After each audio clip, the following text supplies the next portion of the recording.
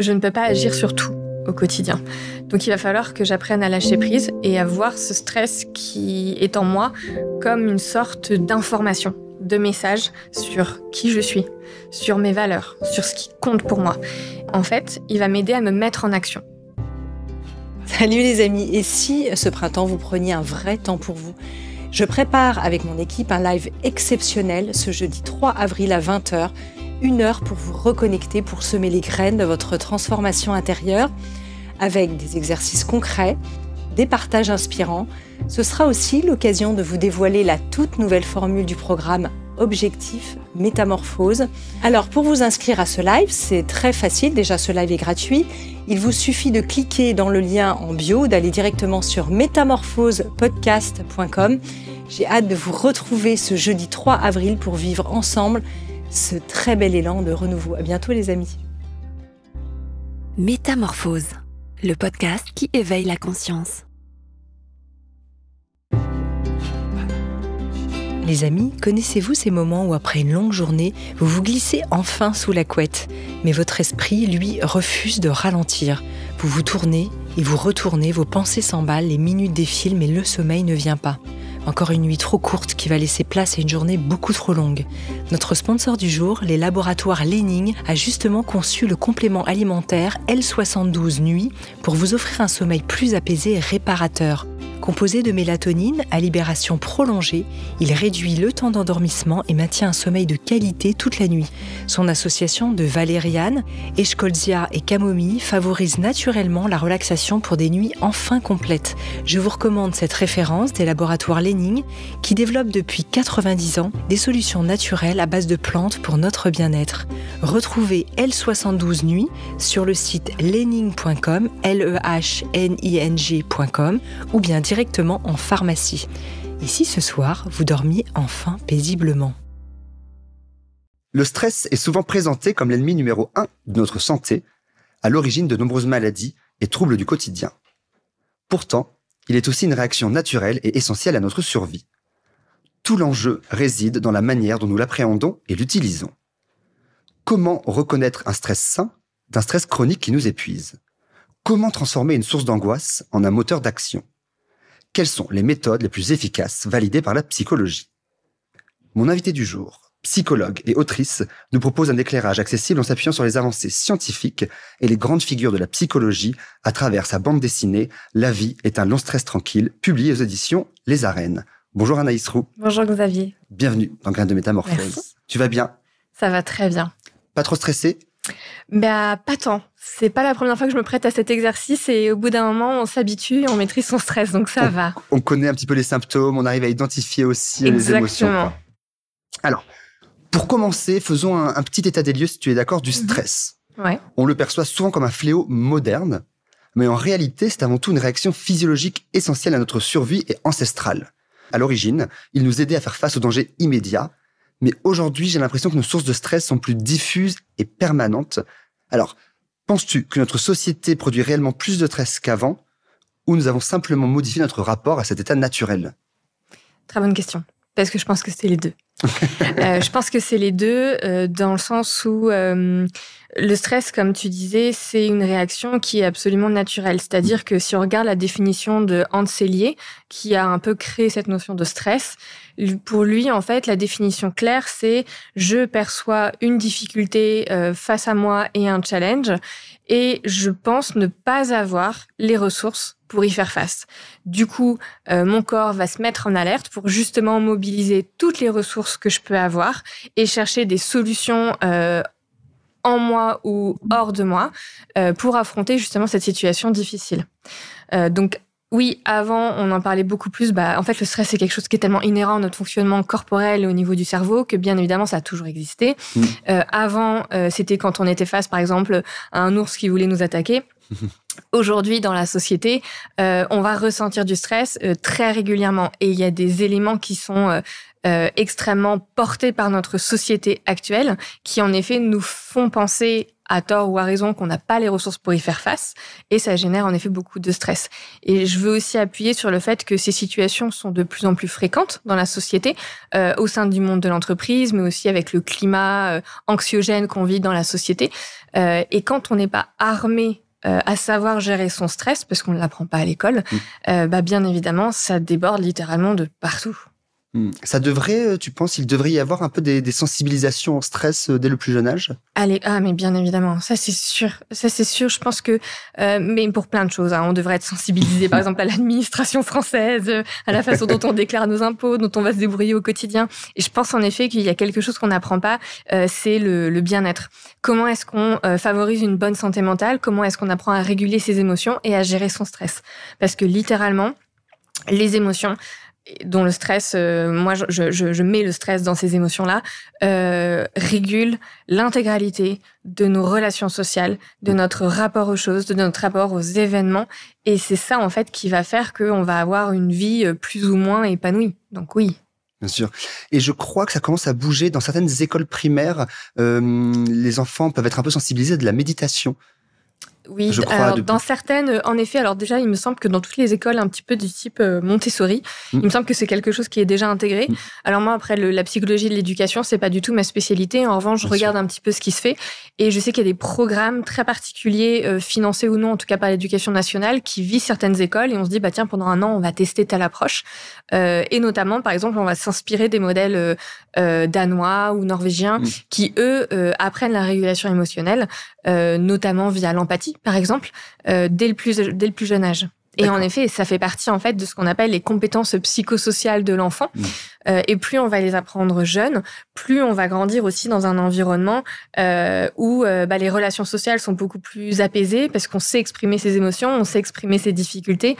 Et ces compétences psychosociales sont vraiment à la base de beaucoup de choses à l'école. Oui, donc dès le plus jeune âge, il y a une boîte à outils qui se construit dans laquelle on pourra piocher adulte et on aura été plus façonné face à ces moments de stress, quoi.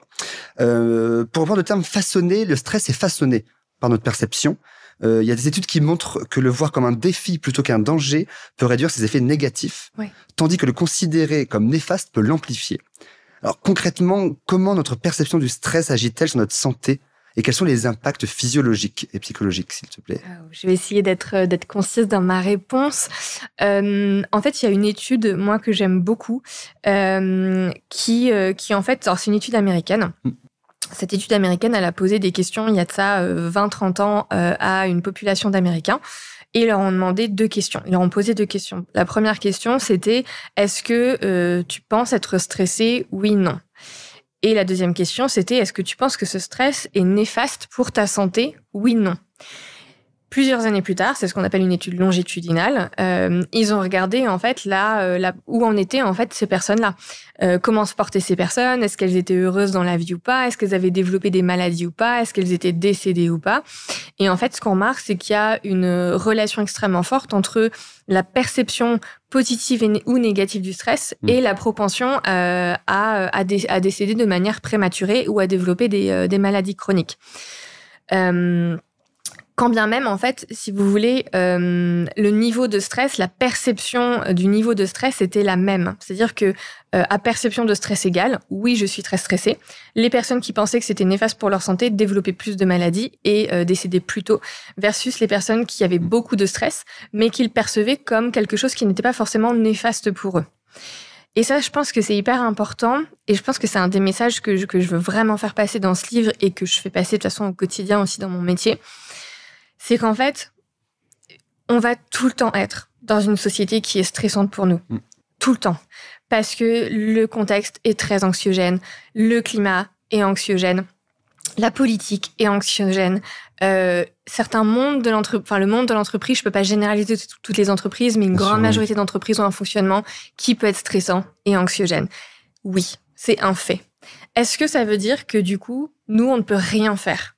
Je pense qu'il y a une question là-dedans qui est la question un petit peu de la responsabilité diluée, qui est que la société actuelle a une responsabilité et est génératrice de stress. Nous, on a la responsabilité en tant qu'individu pour notre propre bien-être, et c'est pas histoire de mettre un fardeau sur les épaules, c'est en fait, c'est de prioriser son propre bien-être et de se dire, en fait, je ne peux pas agir sur tout. au quotidien. Donc, il va falloir que j'apprenne à lâcher prise et à voir ce stress qui est en moi comme une sorte d'information, de message sur qui je suis, sur mes valeurs, sur ce qui compte pour moi. Et que je perçois ce stress comme, en fait, il va m'aider à me mettre en action. Comme j'ai identifié ce qui était important pour moi, je vais me mettre en action pour agir. Ouais, ça peut être un système de protection, en même temps de défense, mais aussi de guide. Exactement. Du coup, ça peut être aussi lumineux, cette connaissance du stress, en fait. Ça peut être aussi... Ça peut être lumineux. Exactement. Et en fait, ça, c'est une compétence qui s'apprend. C'est vraiment pas inné. Ça s'apprend. Et surtout, apprendre à gérer son stress. Quand je dis aussi que c'est un choix, c'est qu'en fait, on ne peut pas attendre des gens autour de nous, de la société autour de nous, ou de l'entreprise autour de nous, de prioriser notre propre bien-être. Malheureusement, c'est une réalité. J'aimerais vraiment que ce soit le contraire. J'aimerais beaucoup que ce soit le contraire. J'aimerais que les politiques, j'aimerais que les entreprises priorisent systématiquement le bien-être des gens. Malheureusement, c'est pas le cas. Est-ce qu'il faut en faire une fatalité ? Moi, je pense que si on en fait une fatalité, on est profondément malheureux. Et c'est pas qu'on est que profondément malheureux, c'est que du coup, on arrive aussi à un état où on est dans un truc où on subit tout ce qui se passe autour de nous. Et du coup, le stress devient, au-delà d'être... c'est peut-être le moment d'introduire les 3 phases, peut-être, du stress. C'est là où le stress devient chronique. En fait, il y a 3 phases dans le stress. Vous allez avoir le stress qui est aigu, qui est un stress qui arrive en réaction à une situation dont on parle un petit peu depuis tout à l'heure, finalement. C'est un peu ce qu'on peut appeler, de façon très vulgarisée, le bon stress. Moi, j'aime pas trop le bon et le mauvais stress, mais en tout cas, si ça doit faire écho à des choses dans notre esprit, ce serait plutôt le bon stress, et de se dire, OK, j'ai un challenge, mon corps va stresser pour mobiliser toutes mes sources et affronter ce stress. Genre là, par exemple, là, tout de suite maintenant, ce que je ressens, c'est un stress qui est aigu. C'est-à-dire que j'arrive, on fait une interview de 40 minutes, je ne sais pas de quoi on va parler par la suite, il faut que mon cerveau y soit au taquet. Donc là, je vais ressentir un petit stress aigu qui me dit, OK, là, ma fille, il va falloir que t'assures. Ça, c'est OK. Mais suite à ça, je vais redescendre en stress parce que je vais sortir, je vais me prendre un café, je vais déjeuner avec une amie, tout va très bien se passer. Donc, je vais récupérer en énergie de par mes relations sociales. Là où ça va devenir mauvais, c'est si mon quotidien, mon contexte de vie m'empêche de redescendre en pression et de récupérer en énergie. Parce que du coup, et on en reviendra peut-être plus tard dans le podcast sur le concept d'homéostasie, mais du coup, je ne récupère jamais en énergie. Donc, ce qui fait que, en fait, mon stress augmente. Ça, c'est le stress chronique. Et c'est beaucoup ce qu'on observe en entreprise aujourd'hui. C'est qu'on n'a jamais le temps de déstresser. Il y a toujours deadline sur deadline, charge de travail sur charge de travail, et on n'arrive pas à redescendre.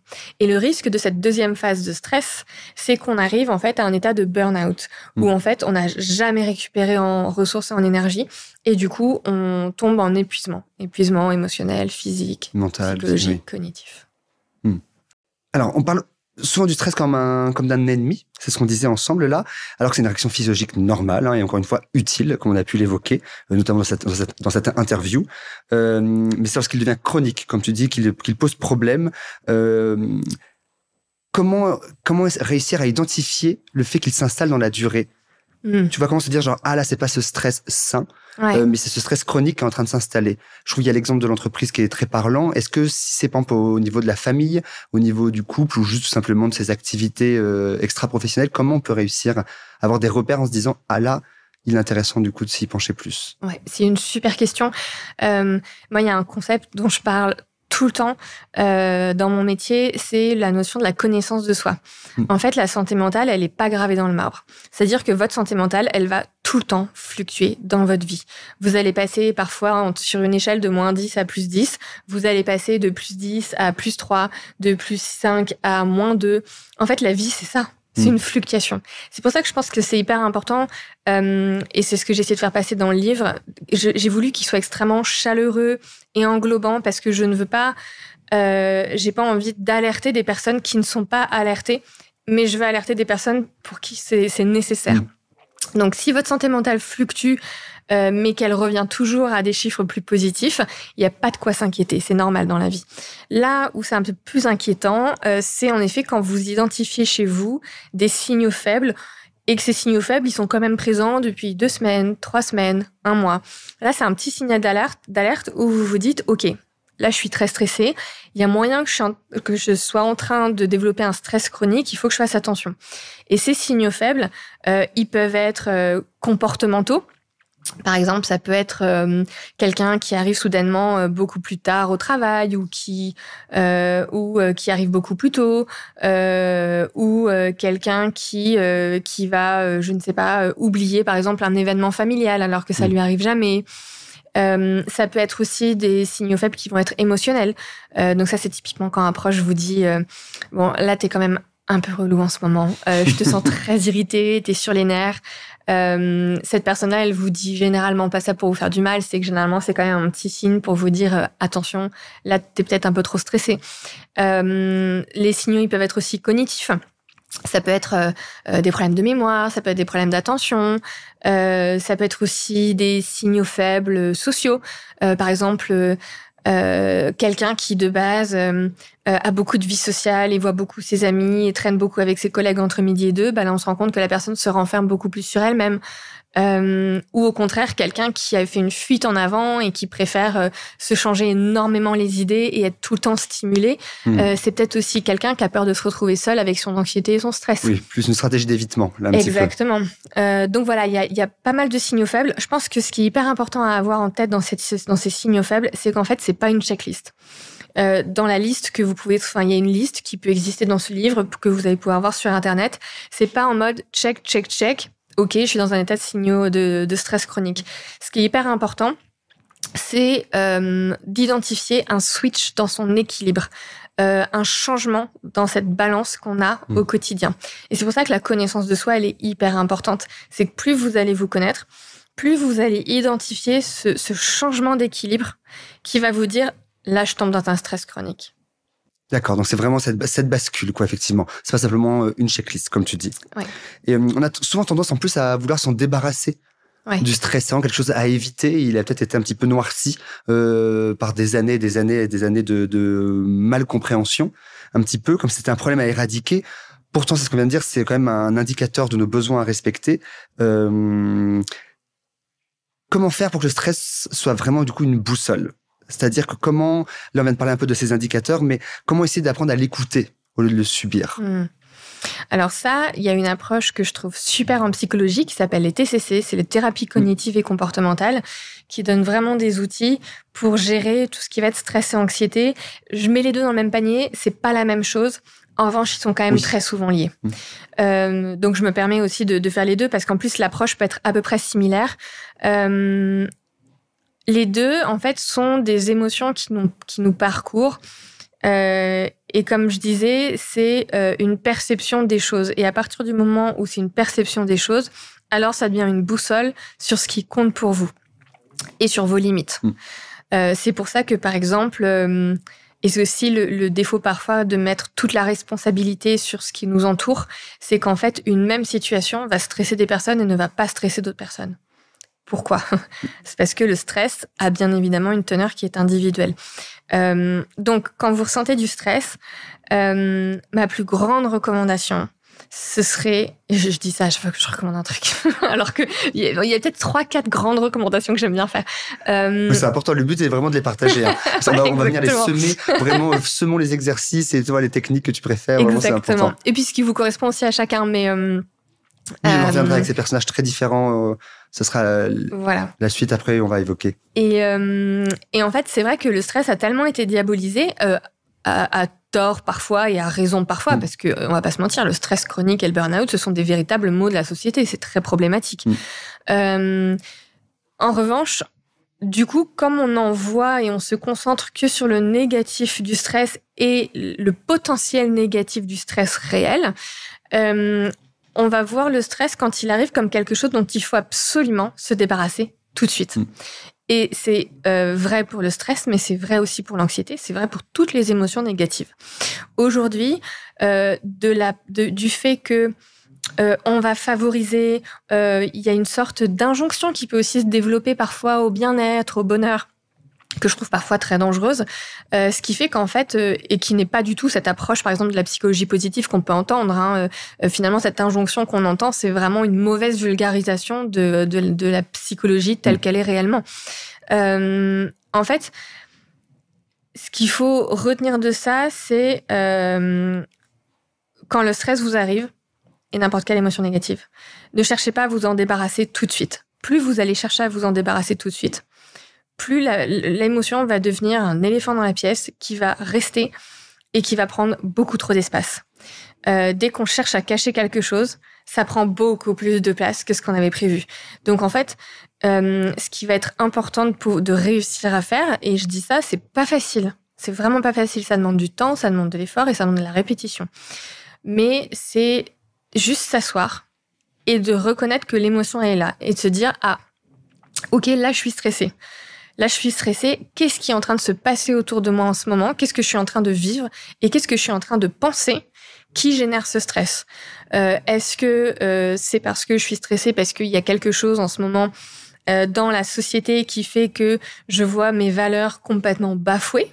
Et dans ce cas-là, ça me met dans un état d'alerte parce que j'ai peur. J'ai peur pour moi, j'ai peur pour mes proches, j'ai peur pour le futur de la société, j'ai peur pour mes enfants. Ok, ça veut dire quoi de mes valeurs? Face à ces valeurs-là, qu'est-ce que je peux faire? Est-ce que je peux me mettre en action? Est-ce que je peux en parler à quelqu'un? Enfin bref, il y a plein de choses qu'on peut faire, on en parlera. Est-ce que c'est pas grave? Est-ce que je suis stressée parce qu'il se passe quelque chose dans mon entreprise et que j'ai beaucoup de charges de travail en ce moment? Est-ce que je peux faire quelque chose? Est-ce que je peux demander d'aide à mon manager?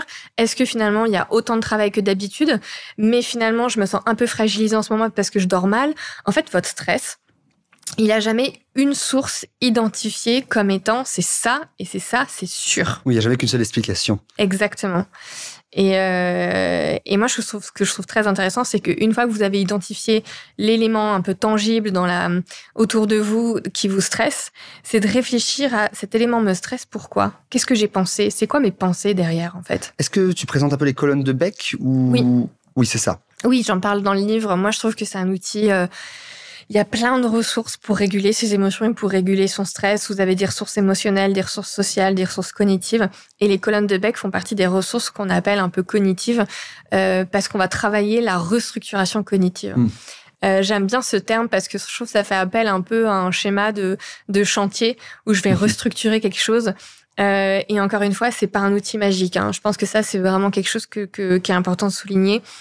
Ça va être un outil qui va correspondre à certaines personnes, pas à d'autres, mais c'est un outil qui ne marchera pas du premier coup.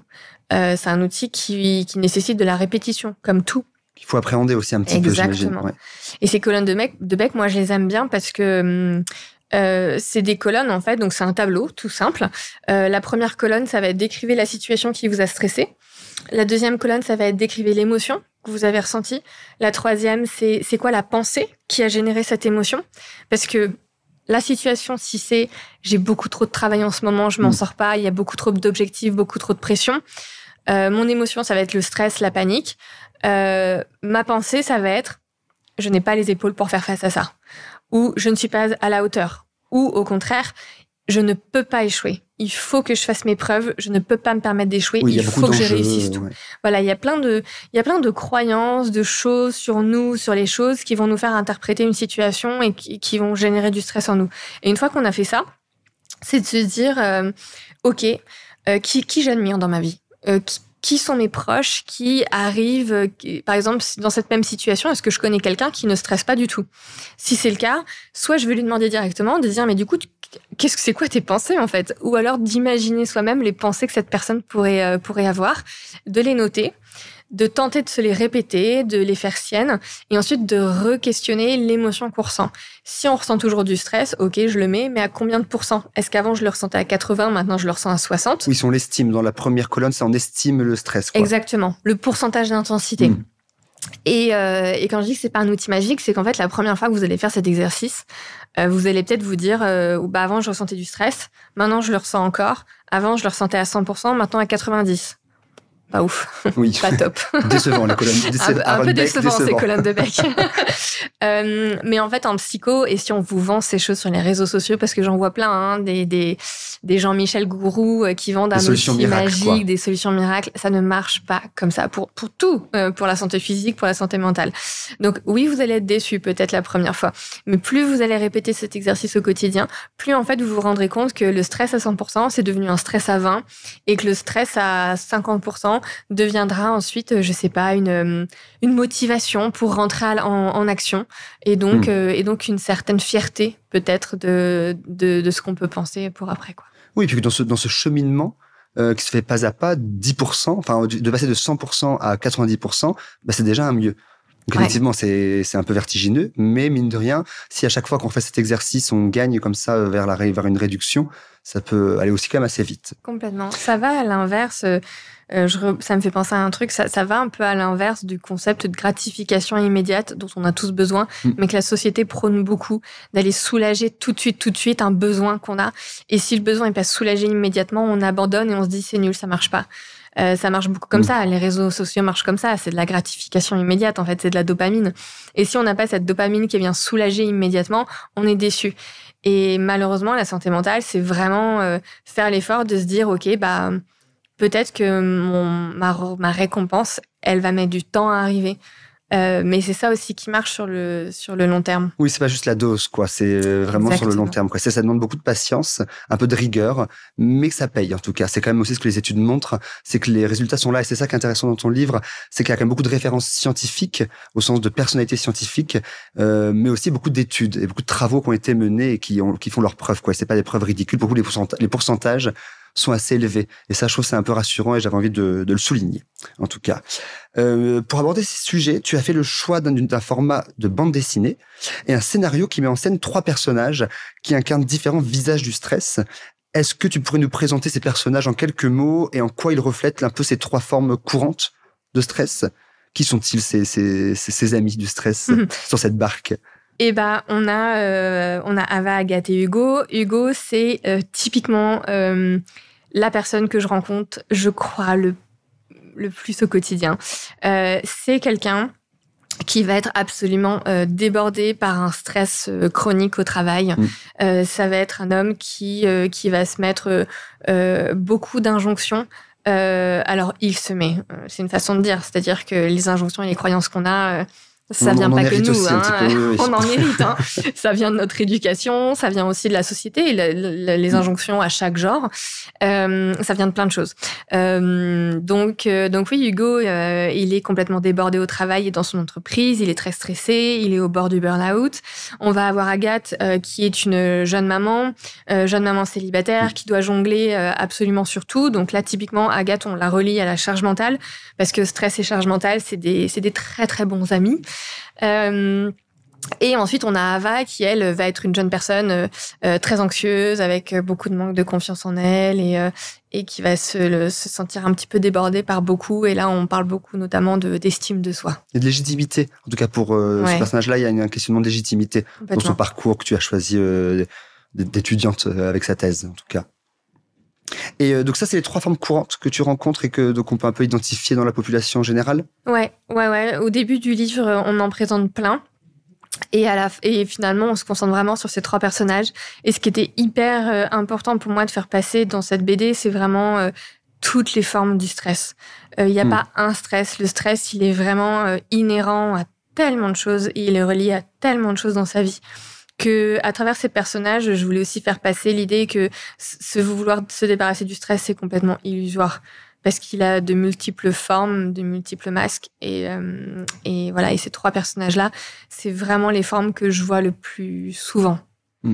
Et ça me fait penser à une question. Donc même si effectivement t'es pas forcément, tu me disais experte derrière de la psychologie chez l'enfant, est-ce qu'on arrive à identifier à quel âge les jeunes adultes ou les adolescents peuvent exprimer des premiers pics de stress?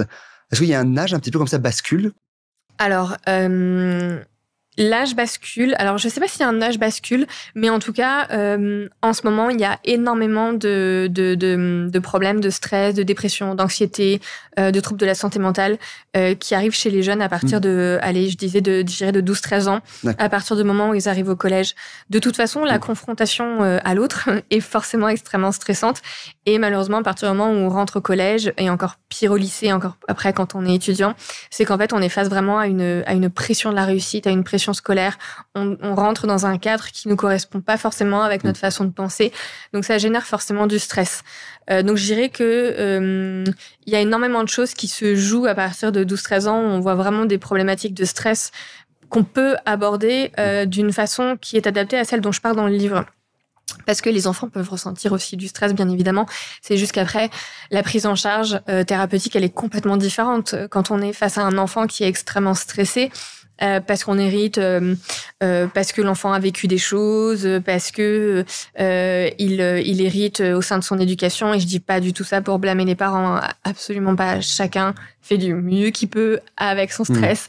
Je pense que malheureusement, on est toujours en train de donner des choses à ses enfants, que ce soit son anxiété, son stress, et à l'inverse, son optimisme, sa joie, sa bonne humeur, sa rigueur, ses valeurs. Bref, on ne peut pas donner que du bien, on est obligé de donner aussi un petit peu nos petits travers, quoi.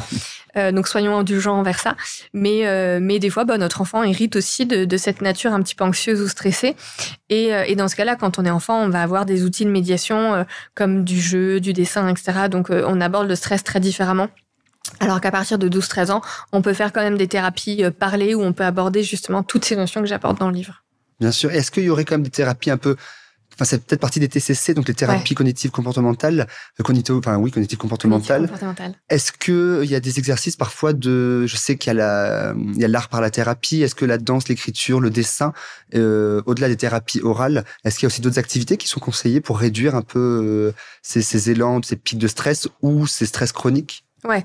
Alors, des pratiques thérapeutiques, il y en a plein, en effet, il y en a plein. Après, je suis pas au fait de toutes les approches scientifiques, en tout cas celles qui sont prouvées ou pas scientifiquement.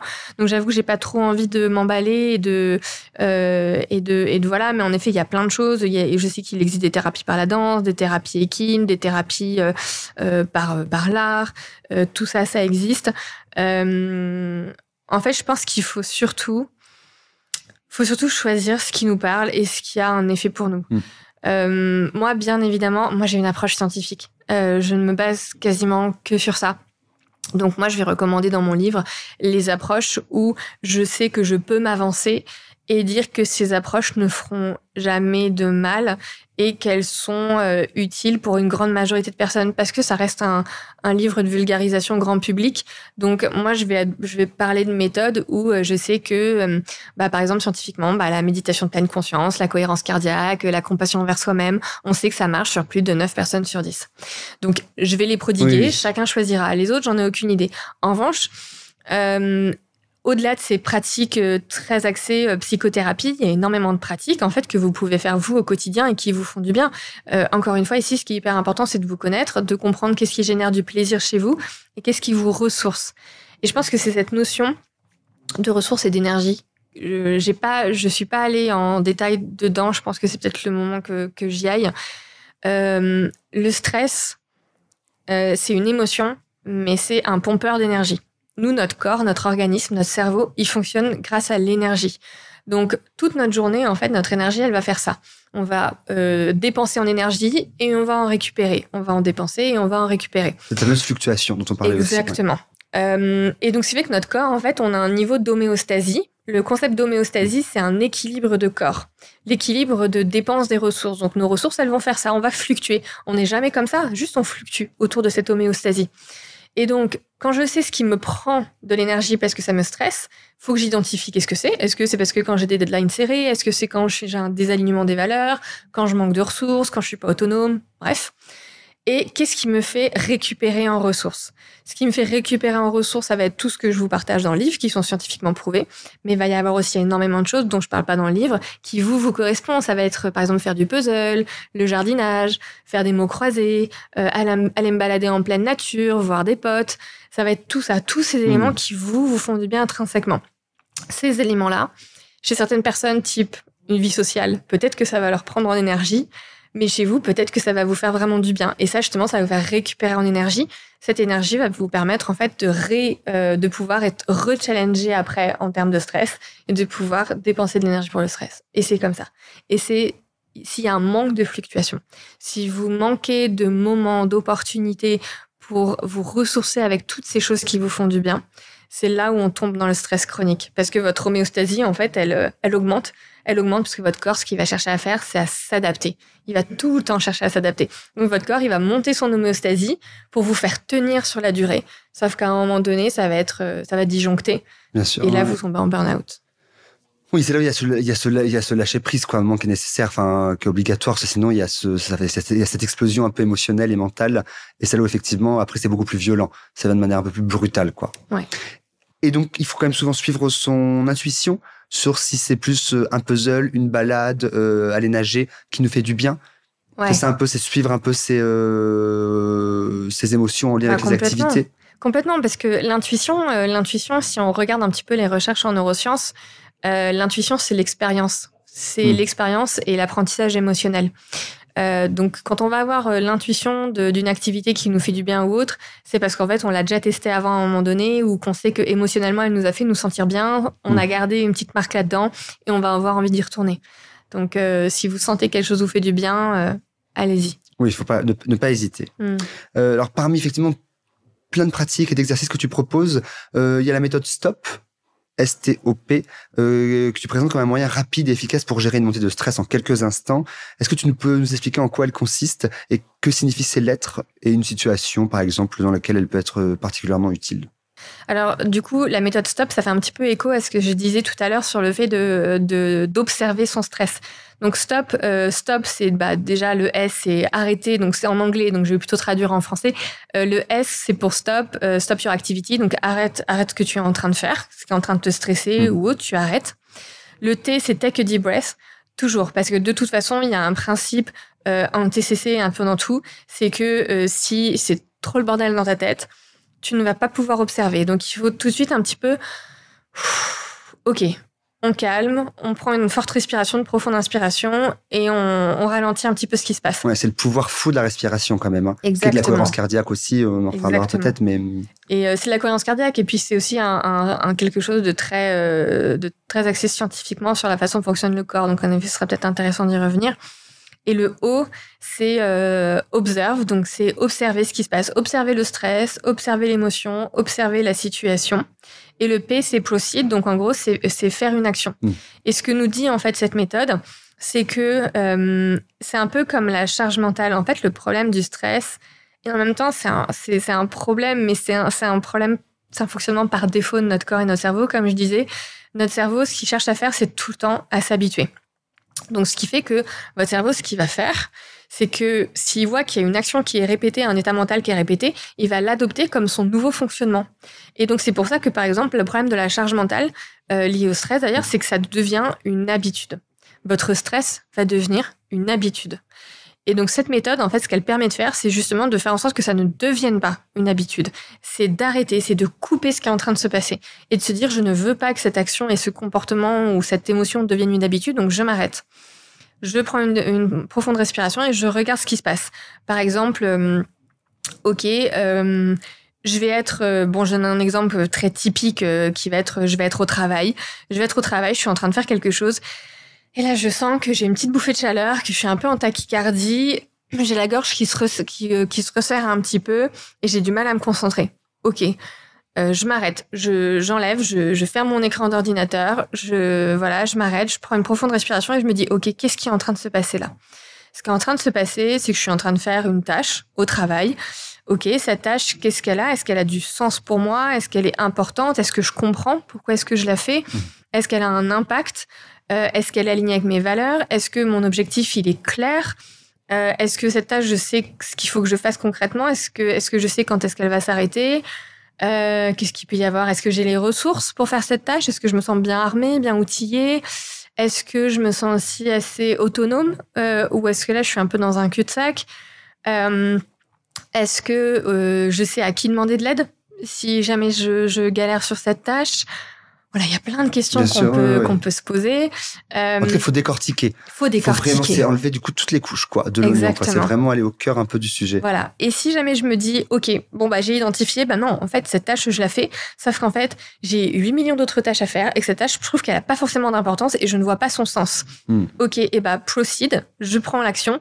Qu'est-ce que je peux faire? En fait, peut-être qu'il faut juste que j'arrête de faire ça, que je dépriorise cette tâche-là, que je demande à mon manager si c'est OK que je la dépriorise et que je remette en place un petit peu mon urgent, mon important et que je me dise, OK, en fait, cette tâche-là, elle a du sens, elle a un impact dans l'entreprise et là, je sais pourquoi il faut que je me mette dessus. Voilà, c'est un exemple parmi tant d'autres, mais voilà. Mais il est parlant parce que l'entreprise, en tout cas le milieu professionnel, est une des sources de stress les plus courantes pour les gens que tu peux voir. Ouais. Oui, et puis en fait, ce que je trouve très challengeant, alors après, ça c'est mon métier, moi je suis directrice scientifique dans une entreprise qui travaille justement, qui fait de la prévention en santé mentale en entreprise. Donc c'est particulièrement le domaine que j'adore, c'est que il y a quelque chose de très complexe en entreprise, c'est que la responsabilité est extrêmement diluée. Quand on parle de santé mentale en entreprise, l'entreprise a une responsabilité, le manager a une responsabilité, et l'individu a une responsabilité. Et donc là, il faut réussir en fait à toucher les 3 aspects de l'entreprise. Donc aller travailler sur l'individu, et donc ce livre en fait partie. Comment est-ce que moi, en tant qu'individu, je peux travailler mon stress et ma gestion du stress et ma perception des situations et du stress. Ensuite, on va aller travailler avec les managers. Comment est-ce que le manager, on peut le former à repérer les signaux faibles de stress? Comment je repère que là, il y a trop de travail? Comment j'observe que là, les objectifs sont pas assez clairs? Il n'y a pas assez d'autonomie. Et ensuite, on va travailler avec l'entreprise, notamment via des politiques RH, sur, OK, comment est-ce que du coup, on peut développer des politiques d'équilibre vie pro-vie privée, de déconnexion, de comment est-ce que je crée des valeurs et que ces valeurs sont vraiment en cohérence avec les comportements qui sont mis en place dans l'entreprise. Voilà, c'est extrêmement complexe, la santé mentale en entreprise, la responsabilité est diluée. Et c'est pour ça que je pense que... Et je pense que c'est aussi un message qui peut être difficile à entendre, j'entends. Mais je pense qu'il est important à dire, c'est que en tant qu'individu, oui, j'entends qu'on puisse penser que l'entreprise et son manager a une responsabilité sur notre santé mentale. Parce que c'est vrai. Et en plus, il y a la loi derrière qui nous accompagne. Il y a la loi maintenant qui dit aux entreprises qu'elles doivent prendre des mesures et mesurer l'impact des actions sur la santé mentale des gens. En revanche, l'entreprise mettra toujours beaucoup plus de temps à bouger, à se mettre en action que nous en tant qu'individus. Et parfois, c'est aussi un instinct de survie que de se dire, si mon entreprise veut rien mettre en place, moi, il va falloir que je me protège. Et c'est pas remettre la faute sur l'employé, c'est vraiment de se dire, en fait là, il faut que je me priorise, il faut que je prenne soin de moi, il faut que je me fasse passer avant les besoins de ce qui se passe autour de moi. Bien sûr, et ça c'est pas forcément évident, mais c'est vrai que souvent ça peut être entendu ou écouté. Ouais. Et on a aussi des collègues avec qui on peut entretenir des relations quand même de proximité, voire de sympathie, voire d'amitié, qui sont là comme des soutenants. Oui, en tout cas. Un truc hyper important, j'aime bien cette question parce que il n'y a pas d'injonction à prendre soin des autres. Si tu sens que tu te sens bien et si tu sens que là, tu as les épaules d'aller aider quelqu'un qui va mal, bien évidemment, vas-y. En revanche, si tu sens que tu n'as pas les épaules pour aller aider la personne, et ça vaut pour nos proches, ça vaut aussi si on est manager. Si on sent qu'on n'a pas les épaules et qu'on ne peut pas entendre ce qui est en train d'être dit parce que ça fait trop écho à certaines choses, simplement rediriger les gens vers les bonnes ressources. Et les bonnes ressources, ça peut être conseiller un livre, ça peut être conseiller un podcast, ça peut être conseiller des numéros de téléphone, conseiller d'aller voir un psychologue. Il y a des séances de psy maintenant offertes avec Mon Soutien Psy, par exemple. Donc, il y a énormément de choses il y a beaucoup de ressources mises à disposition des gens. Si jamais vous sentez que vous avez les épaules pour aller aider quelqu'un parce que vous sentez que cette personne est trop stressée. Déjà, la première chose que vous pouvez faire, c'est ouvrir la discussion en vous assurant que c'est OK pour la personne d'en parler. Si jamais la personne ne veut pas en parler maintenant, le prenez pas personnellement. Ça, je le vois extrêmement souvent, la personne qui du coup se heurte et dit « Bon, en fait, débrouille-toi ». Non, c'est pas parce que vous avez décidé qu'il était temps d'en parler, que la personne en face de vous est prête. Donc parfois, ouvrez juste la porte et dites « Écoute, voilà, je sens que tu es stressé en ce moment. Si jamais tu as besoin d'en parler, sache que moi, je suis là, que ce soit tout de suite maintenant, ou dans 2 jours, ou dans 1 semaine, ou 3 mois. » Une fois que c'est fait, si la personne accepte d'en parler avec vous, ce qui va être hyper important ici, c'est surtout le non-jugement. Le non-jugement, la bienveillance et l'écoute active. Si vous ouvrez cet espace de sécurité et que la personne accepte de se confier à vous, c'est aussi de respecter tout ce qu'elle va vous dire, quand bien même vous n'êtes pas d'accord avec sa perception des choses. En fait, chacun a sa propre réalité, chacun a sa propre réaction aux choses. Donc, de ne pas être dans le jugement et de dire « Oh non, mais c'est rien, t'inquiète pas, ça, c'est pas grand-chose. » Non. Il n'y a pas de réduction du témoignage, en tout cas. Pas de réduction du témoignage, pas de réduction de l'émotion des autres. Donc, quand la personne vous dit des choses, n'hésitez pas, du coup, à être vraiment dans l'écoute active. L'écoute active, ça veut dire, par exemple, ne pas interrompre la personne pour raconter sa propre histoire, ou même si je sais que ça vient d'une très bonne intention, de dire « Ah, mais je comprends ce que tu veux dire parce que moi aussi, j'ai vécu ça. » Je sais que ça part d'une bonne intention, mais on l'a tous vécu. Et en fait, ça nous heurte plus qu'autre chose. Donc, essayez plutôt de poser des questions par pure curiosité, de reformuler ce que la personne vous dit pour être sûr de bien comprendre. Ça va aussi favoriser la parole de l'autre personne. Et à la fin, une fois que la personne vous a bien expliqué la situation et ses émotions, moi, j'avoue que je suis jamais fan des propositions de solutions immédiates. Bien sûr. C'est de se dire, OK, comment est-ce que je peux faire pour t'aider ? Parce qu'il y a un principe en psychologie qui est que la personne a les ressources en elle pour affronter ce qui arrive. Elle les a parce qu'il n'y a que elle qui se connaît, il n'y a que elle qui peut se connaître et qui peut savoir ce qui lui fait plaisir et ce qui va lui faire du bien. Et donc de questionner, de lui demander, est-ce qu'il y a quelque chose que je peux faire ? Est-ce qu'il y a des choses que tu aimes, que tu peux mettre en place au quotidien ? Et si jamais la personne ne trouve pas et que toi, tu connais bien la personne, tu peux lui proposer des choses, tu peux lui proposer des actions concrètes qui va être, OK, j'ai l'impression que la dernière fois, te balader dans la nature, ça t'a fait du bien. Est-ce que ça dit ce week-end, on va se faire une rando en montagne ? Si vous êtes hors Paris. Oui, c'est bien sûr. En tout cas, suggérer des choses. Exactement. On peut suggérer des choses. Alors, tu es psychologue et spécialiste de la prévention en santé mentale. Là, c'est plus une question un peu personnelle. Quelle pratique, on se dit, tu es experte, le stress, du coup, pour toi, c'est très facile à gérer, mais peut-être pas. Quelle pratique appliques-tu, toi, au quotidien pour gérer ton propre stress ? Alors, moi, déjà, je suis quelqu'un de très stressée et de très anxieuse dans la vie. Donc, si vous voulez, ce livre, je l'ai un peu aussi écrit non pas que comme experte, parce que c'est facile, moi je les connais, les théories, je connais tout, mais je l'ai aussi écrit comme moi j'aurais aimé découvrir le stress la première fois que j'ai découvert que j'étais quelqu'un de très anxieuse et de très stressée. Donc j'ai essayé de le faire de façon très chaleureuse, très empathique, très enrobante, enveloppante, parce que moi c'est ce dont j'ai besoin. Donc moi ce que je fais pour gérer mon stress, encore une fois ça correspondra pas forcément à beaucoup de gens, mais je vais faire deux choses. Premièrement, moi, ce qui marche extrêmement bien, c'est le puzzle. Parce qu'en fait, le puzzle, c'est une activité qui va réussir à stimuler ma cognition, qui va être, parce que je vais essayer de faire du 1000-1500 pièces, pas du 500, parce que si c'est trop simple, je rumine.